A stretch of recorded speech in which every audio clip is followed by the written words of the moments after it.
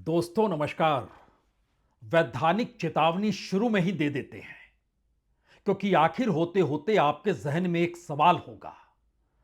क्या वाकई सरकार ने 35 लाख करोड़ रुपए बैंकों से जो निकाले गए उस पर मिट्टी डाल दी?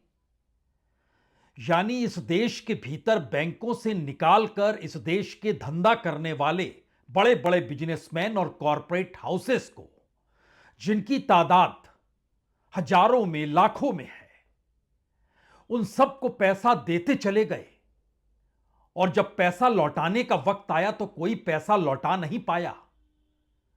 किसी ने अपनी कंपनी बंद कर दी, किसी ने दिवालिया घोषित कर दिया, कोई मर्जर की दिशा में बढ़ गया और इन सब के बीच जो इंडस्ट्री फल फूल रही थी वहां पर भी एक दबाव आया कि आप अपनी कंपनी को बेच दीजिए। और धीरे धीरे कॉरपोरेट सेक्टर सिमटता गया, धंधा करने वाले लोग सिमटते गए। कल तक जो खुद की कंपनी के मालिक थे वो मालिकान भी धीरे धीरे किसी दूसरी बड़ी कंपनी के साथ जुड़ गए, उन्हीं के हिस्सेदारी में काम करने लगे। लेकिन सवाल तो इस देश के भीतर उन पैसों का है जिन पैसों को लेकर इस देश की इकोनॉमी जिस रफ्तार से चलती है उसमें कोई तो सवाल करेगा, इतने नोट छापता कौन है? और इतने नोट जब छापे जाते हैं तो बड़ी तादाद में बोरियों में भरकर नोट लेकर कैसे इस देश के बड़े बड़े बिजनेसमैन भाग जाते हैं। खुद ही आप सूची जारी भी कर देते हैं और बताते भी हैं कि हमने उनसे इतना वसूल लिया। स्थितियां तो इतनी नाजुक हो गई कि भागने वाले भगौड़े जो थे, जिन्होंने बैंकों से पैसा लिया, अब वो वहां से कहते हैं हमसे तो कहीं ज्यादा पैसा आपने वसूल लिया है, उसके बाद भी आपका पेट नहीं भरा। यानी वो सरकार पर आरोप लगा रहे हैं। और मामला जब अदालत में पहुंचा तो अदालत ने कहा पहले आप भारत लौट तो आइए, फिर आपकी बातों पर गौर करेंगे। बहुत उलझन नहीं है।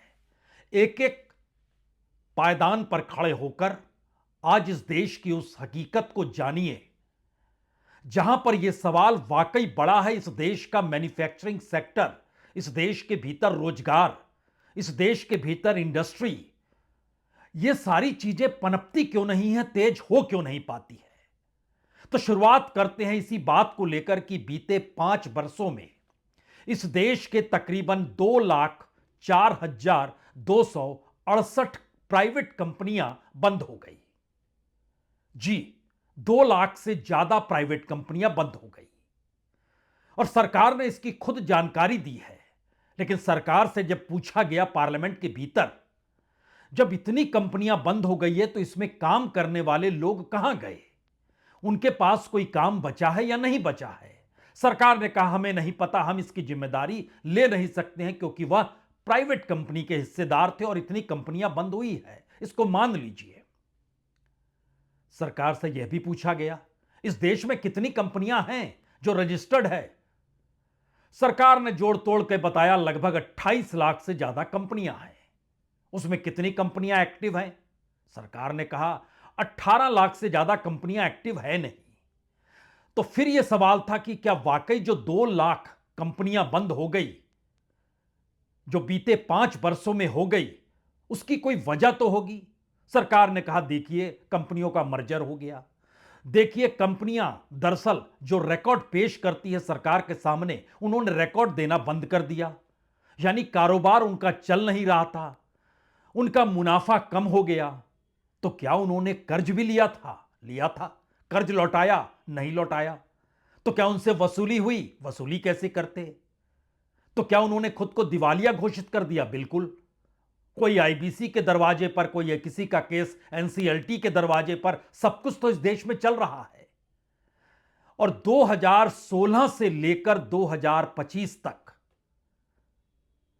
तकरीबन 45 से 48 लाख करोड़ रुपए बैंकों से निकले और गायब हो गए। सरकार ने खुद ही जानकारी दी कि जो वसूली गई रकम है वो दरअसल 15 लाख करोड़ से ज्यादा की है नहीं। ज्यादा की नहीं है तो फिर कितनी ऐसी रकम है जो बैंकों से निकाली गई और नहीं आ पाई? तकरीबन 30 से 35 लाख करोड़ तो होगी ही, ज्यादा भी हो सकती है। अब आइए असल खेल में। यह खेल इसलिए बड़ा भयानक है क्योंकि भारत एक बाजार के तौर पर दुनिया के सामने खड़ा हो चुका है। बैंकों से पैसा निकाला जाता है, कंपनियां बंद हो जाती है, सरकार आंखें बंद कर लेती है और कॉरपोरेट सेक्टर में जो बदलाव चंद हाथों में सारी कंपनियों को सौंपने की कवायद, उसमें सबसे ज्यादा 2022-23 में इस देश की 83,452 कंपनियां एक ही बरस में बंद हो गई। 2024-25 यानी पिछले बरस उस मुकाबले कम कंपनियां बंद हुई, तकरीबन 20,365 कंपनियां बंद हुई।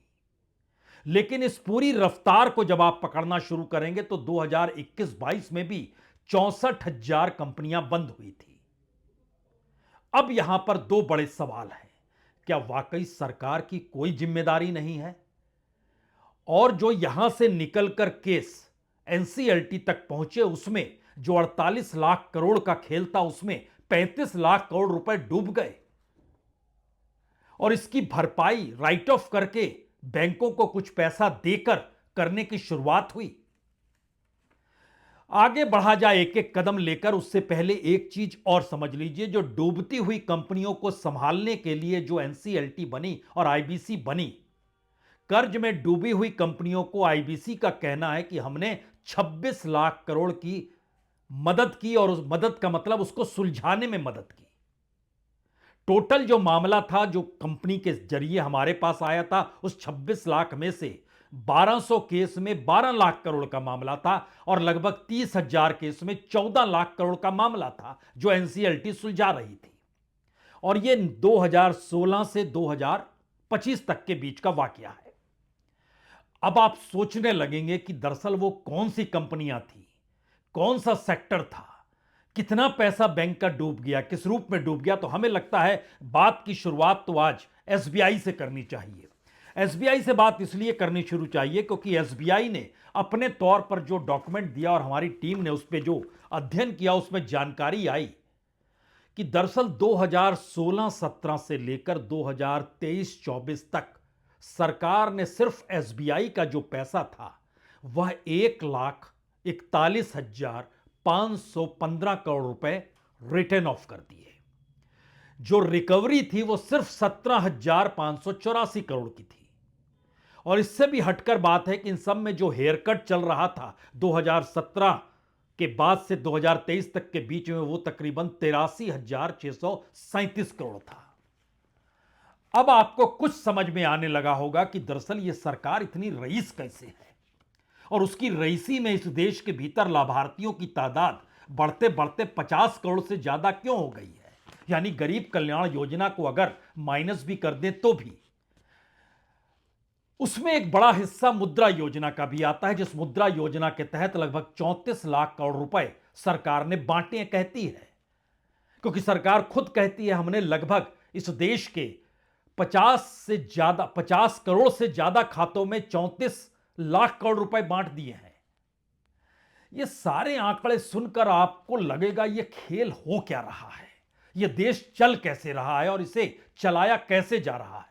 तो शुरुआत में पहले एसबीआई का जो हमने जिक्र किया, देश का सबसे बड़ा सार्वजनिक बैंक, पहले इसके आंकड़ों को देखिए।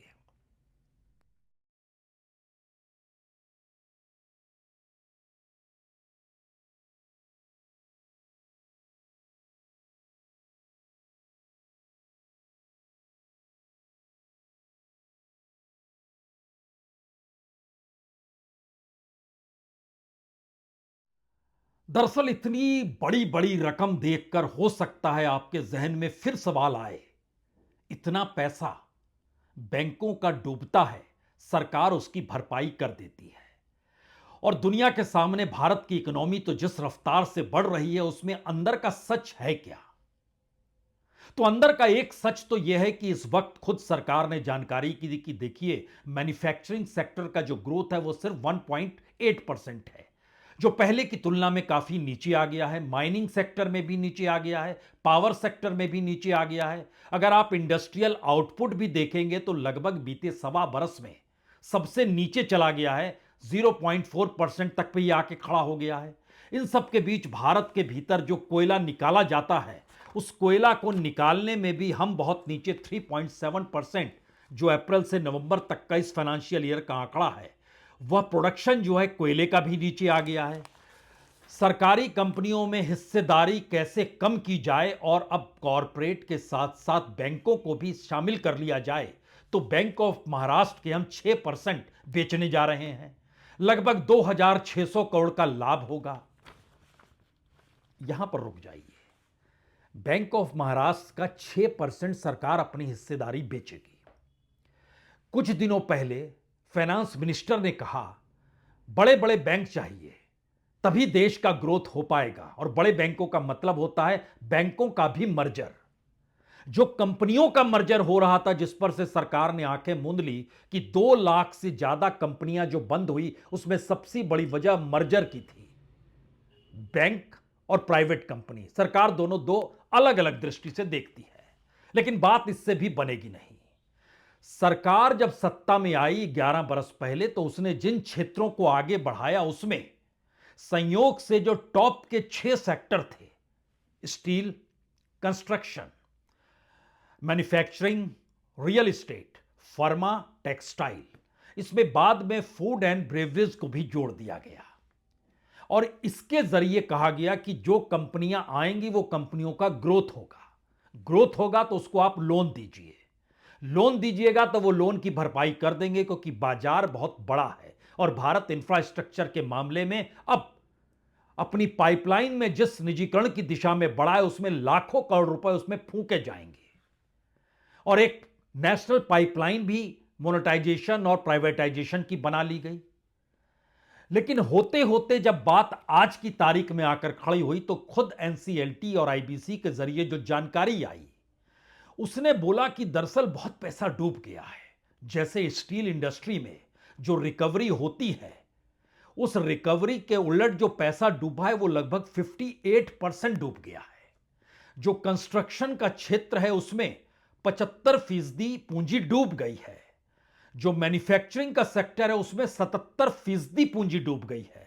जो रियल एस्टेट है उसमें तकरीबन 72% पूंजी डूब गई है।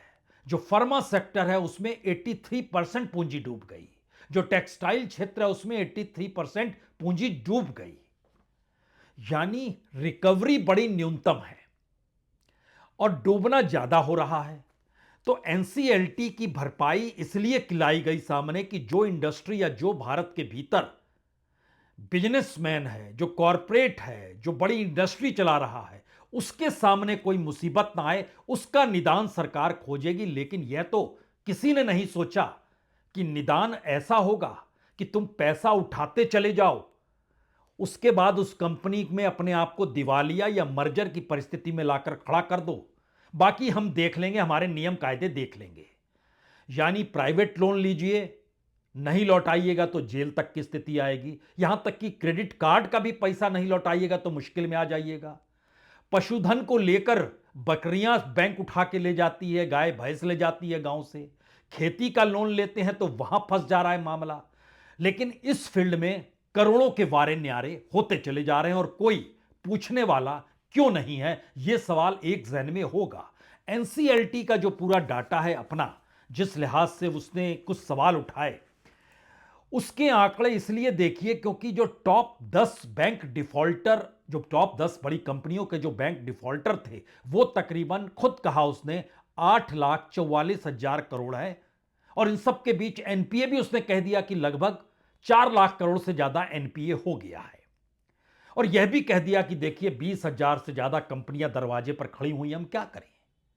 यानी 2 लाख कंपनियां जो बंद हुई बीते 5 वर्षों में, उसको अगर आप प्रतिदिन के हिसाब से देखें तो इस देश में 100 कंपनी हर दिन बंद हो रही थी।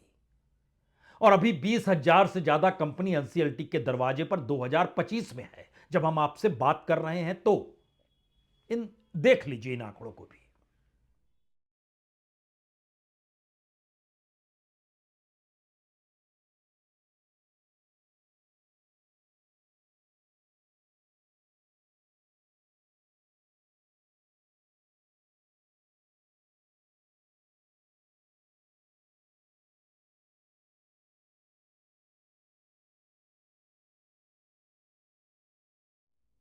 हो सकता है अब आपके जहन में एक नया सवाल आए।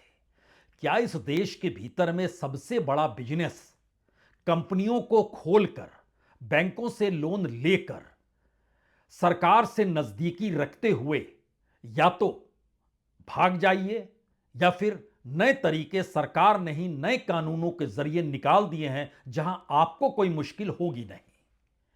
और नहीं होगी मुश्किल का मतलब यह है कि सरकार का कानून ही काम करेगा।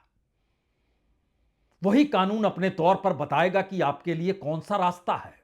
उस कंपनी को किसी दूसरी कंपनी के हिस्से में डाल दिया जाएगा, उस कंपनी के साथ कोई और बड़ी कंपनी जुड़ जाएगी। जैसे स्टील के क्षेत्र में जो पैसा 58% डूबा कर्ज लेने वाली कंपनियों ने नहीं लौटाया, वो कौन सी कंपनी थी और उस कंपनी को दूसरी किस कंपनी ने खरीद लिया। जब इस दायरे में आइएगा तो आपके सामने इस देश के टॉप 20 बड़े कॉरपोरेट ही खड़े होंगे, जिनकी भागीदारी, हिस्सेदारी, साझेदारी सरकार के साथ है।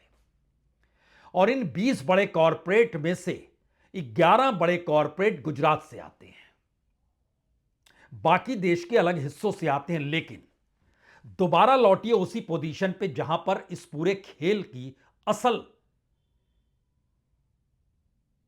मैदान है, डायरी है, मंच है, जो कहना है कह लीजिए।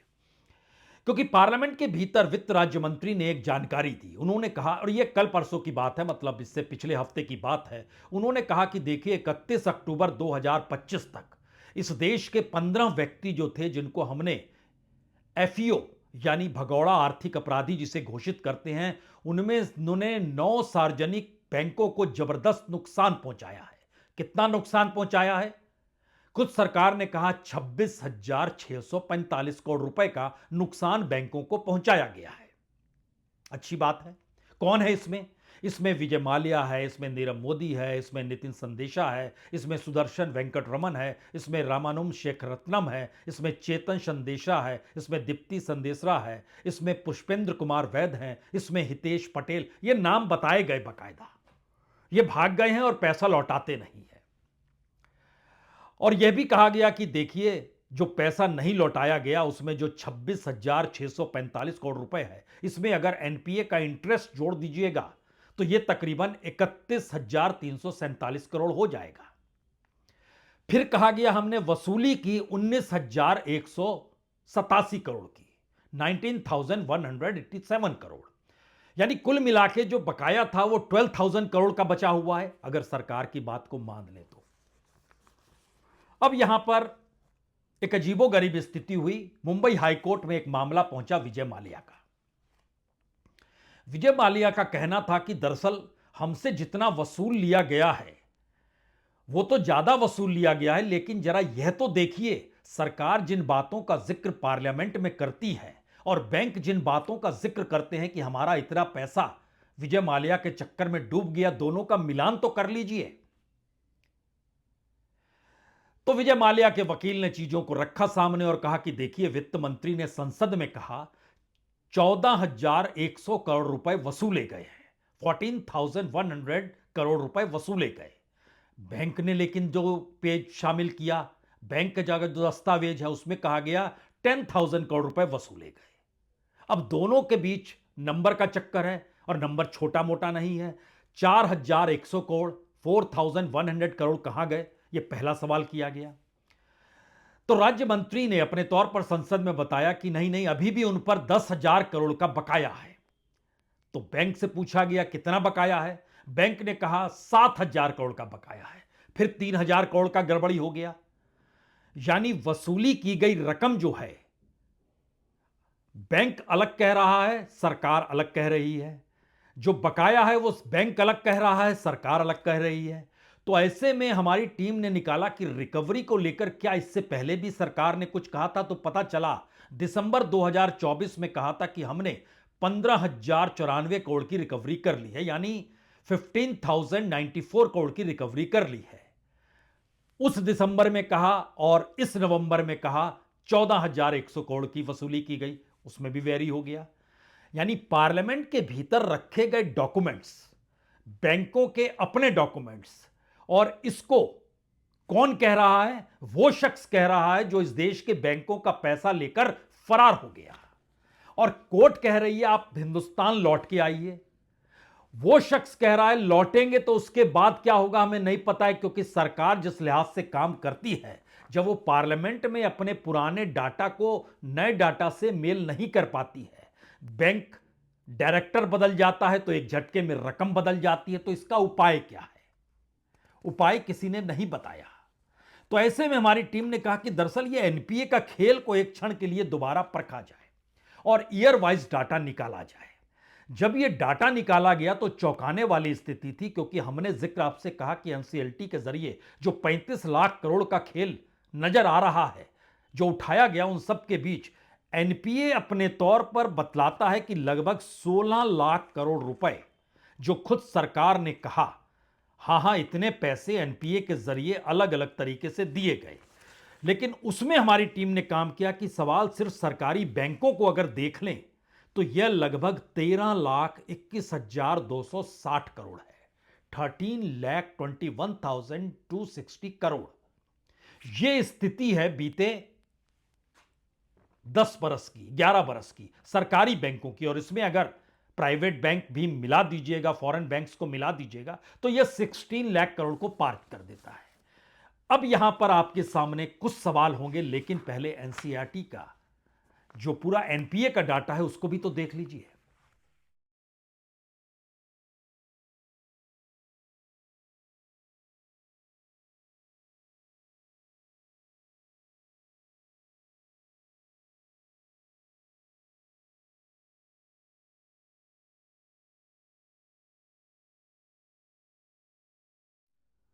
तो जब इस तरीके की पूरी राजनीति इस देश के भीतर आर्थिक ऑफेंस यानी आर्थिक अपराध करने वालों को पकड़ा जाए या आर्थिक अपराध के पूंजी में सरकार शामिल हो जाए, यह सवाल अब तो आपको परेशान कर रहा होगा, क्योंकि जितने लोग भी इस देश को छोड़कर भाग गए, सबके पीछे ईडी लगी। इन्फोर्समेंट डायरेक्टरेट ने अपने तौर पर मनी लॉन्ड्रिंग का केस सबके खिलाफ बनाया। सभी देश छोड़कर भागते चले गए। जो भाग गया वो बाहर से कह रहे हैं हमसे ज्यादा वसूल लिया गया। यह तो एक हिस्सा है। दूसरा हिस्सा क्या है?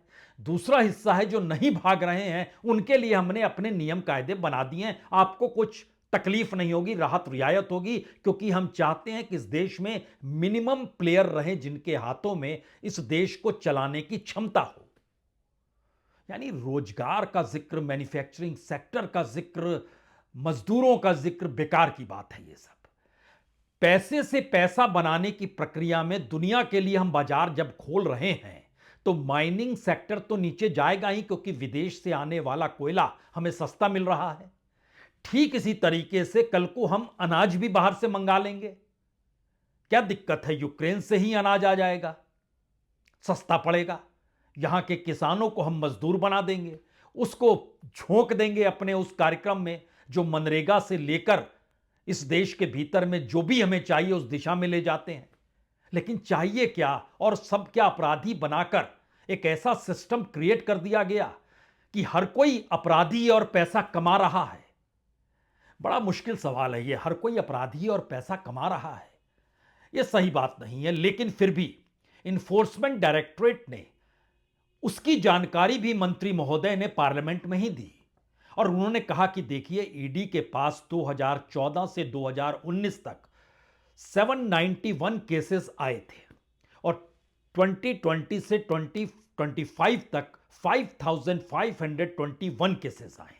यानी कुल मिलाइएगा तो ये लगभग 6200 केसेस हो जाते हैं।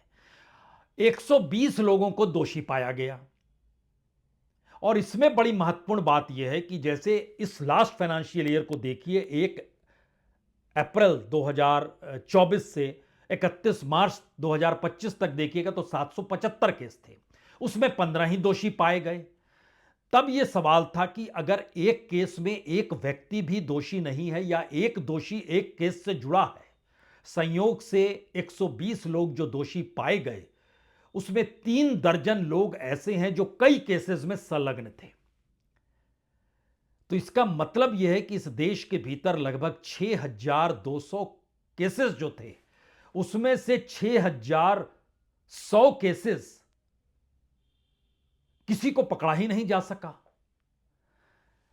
इंस्टीट्यूशन हो, बैंक हो, बैंकों पर निगरानी रखने के लिए कंपनियां या सरकारी संस्थाएं जो काम कर रही हैं और सरकारी संस्थाओं में काम करने वाले नौकरशाह हैं, यह एक पूरी साइकिल ऐसी क्यों ना बना दी जाए। हर के पास ताकत है, हर को राहत है, हर को अपराध की छूट है और इन सब के बीच सरकार के पास नोट छापने की मशीन है। बचेगा क्या? बचेंगे सिर्फ 3 सवाल। पहला सवाल, भारत दुनिया का एकमात्र देश है जहां एवरेज 100 कंपनियों से ज्यादा प्रतिदिन बंद हो रही है। भारत दुनिया का एकमात्र देश है जहां पर बैंकों से कर्ज लेकर भागने वाले और उनकी रकम की जानकारी जो सरकारी तौर पर संसद में सरकार ने रखी, वो सबसे ज्यादा है। भारत दुनिया का एकमात्र देश है जहां पर अपराधी जो भगोड़ा है वह भी सरकार के ही डाटा को बताकर कह रहा है कि आप गलत जानकारी दे रहे हैं, झूठ बोल रहे हैं, और सरकार और बैंक के बीच के डाटा मैच नहीं कर पा रहे हैं। भारत दुनिया का एकमात्र देश है जहां पर एनपीए की रकम को जो राइट ऑफ किया जाता है बैंकों की बुक ठीक करने के लिए, वो रकम दुनिया भर के तमाम देशों की तुलना में सबसे ज्यादा भारत के भीतर है। और भारत दुनिया का एकमात्र देश है जिसकी ग्रोथ रेट दुनिया में सबसे ज्यादा है। बाकी आप खुद समझ लीजिए। बहुत बहुत शुक्रिया, बहुत बहुत शुक्रिया।